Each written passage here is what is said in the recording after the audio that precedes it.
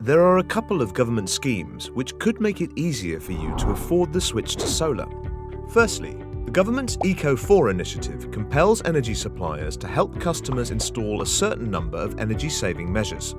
This includes solar panels, but only if your home's heating is electrically powered. So, if your home has a heat pump, electric boiler, or electric storage heaters, you may be able to get new solar panels installed for a reduced price, or possibly even for free. This government-funded initiative started in July 2022 and will run until March 2026. You can access it if you fulfill any of the following criteria. Your household earns less than £31,000 per year, or you've been referred by your energy provider, local authority, or doctor, or you receive certain benefits.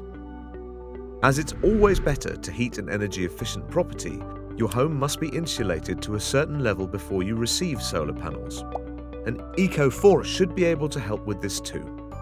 It's up to energy suppliers to decide how much of a discount they want to give on the installation. They could pay up to 100% of the cost if they want to. But if you don't like the first offer you hear, the government is advising customers to contact different companies to try and find a better deal.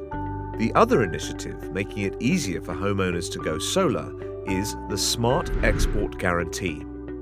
This scheme ensures you're paid for any solar electricity that you don't use in your home. If you send renewable energy back to the grid, you can get money for it, simply by signing up for an export tariff with one of 15 suppliers.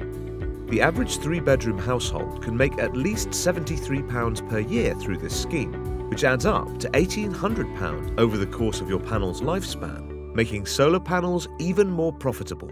Want to find out how much it'll cost you to get solar panels?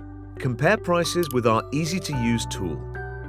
Once you've filled out a few questions, we'll put you in touch with our expert suppliers, who'll send you free quotes to compare.